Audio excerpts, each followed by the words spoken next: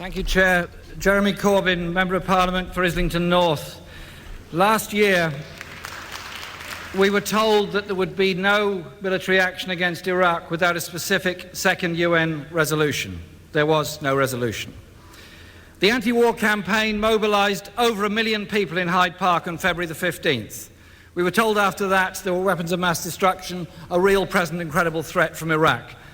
MPs were told that and persuaded, in many cases very reluctantly, to vote on March the 18th to go to war.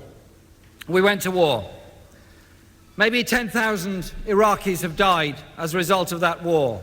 Several hundred American and British soldiers have died. Iraqi children are dying from unexploded cluster bombs, and the effects of depleted uranium from the last Gulf War and this Gulf War are going to be there for generations to come. And the American-led administration is now proposing the privatisation of resources. It's handing out contracts to Bechtel and Halliburton, all companies that supported George Bush's election campaign. It seems to me there's a handover of resources. There is a handover of resources and the privatisation and the payment of debts incurred by Saddam Hussein, in some cases, to buy arms that were used to kill the Kurdish people and other people. Are we going to be a party to subsidising the arms dealers that supplied Saddam Hussein, that killed his own people? I think we need to think very seriously about what we have done here and what we're intending to do. The war, it is said, was to be a war for liberation. There is a great deal of chaos in Iraq at the present time. And if our influence over the US administration is so big and so great, how come that British nationals held in Guantanamo Bay cannot even be returned to this country to face charges if charges are to be put against them?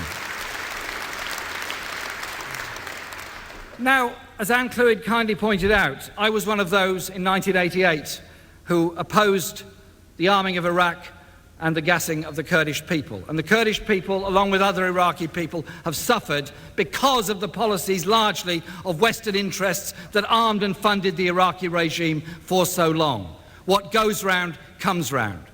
So where we go from here, surely, is to at least accept there has to be some international legality about what is going on in Iraq. There isn't any. We're an occupying force that's allowing the privatisation of those resources. And so what I'd ask is that we question the strategy of our foreign policy. Why are we, a British Labour government with a very large parliamentary majority, a marvellous tradition of internationalism, so signed up to the ultra-right-wing George Bush Project for a New American Century agenda?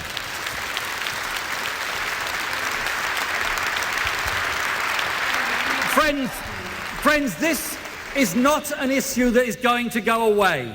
There are 150,000 foreign troops in Iraq. Putting more in to protect those that are there does not bring about safety or security. Setting a date for withdrawal, an independent government in Iraq, and supporting that legally is a way of bringing about peace and justice all around the world, not the chaos that is there at the present time. Thank you.